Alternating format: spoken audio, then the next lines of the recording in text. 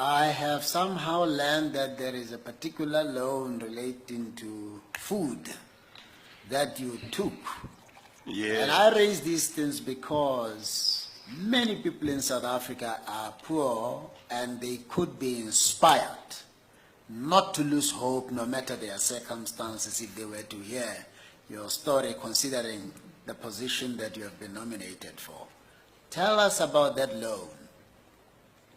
Thank you, Chief Justice. When I finished matric, I was quite confident that I would get what used to be called then exemption, and therefore would qualify to go into university. I didn't think I would have a problem with getting that, and I was confident that I was going to get a bursary too. But my problem was that at home, the situation was quite bad. My mother had stopped working 2 years before my matric. She had lost her job, and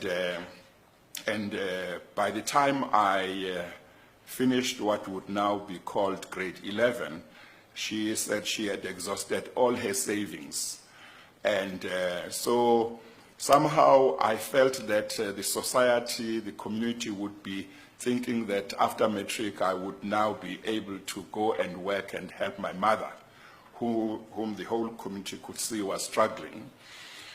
But I wanted to go and do law, and I was determined, but I felt that I couldn't go unless I made arrangements to make sure that my mother and my brothers and sisters behind would be able to have something to eat.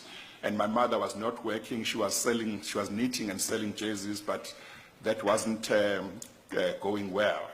So I decided one Saturday to go to Ixopo, to town, and I approached a certain Indian businessman who owned a certain wholesale shop.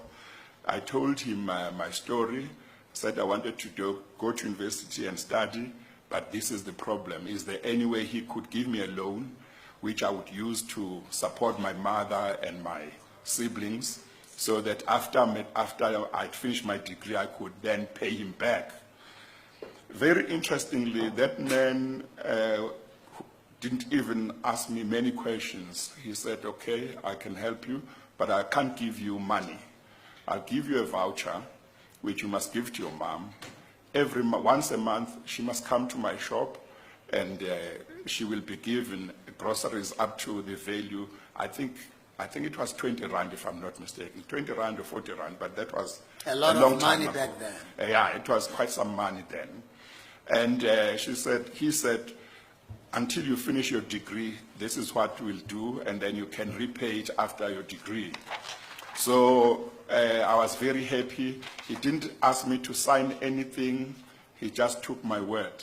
And my mom could not believe it when I came back from town and told her that I had been able to make arrangements so that they would be able to have groceries while I was studying. And that is what happened for 3 years. And when I'd finished my junior degree, I went back to this man. His name was Mr. Musa, and thanked him and asked him what arrangements we could make for me to pay back.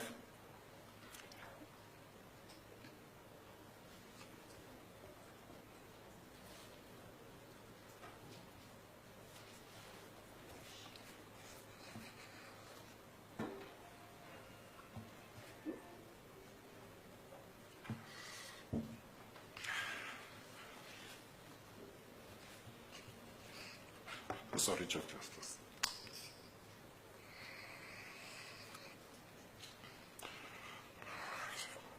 So he said, no, don't worry. Just do to others what I've done to you.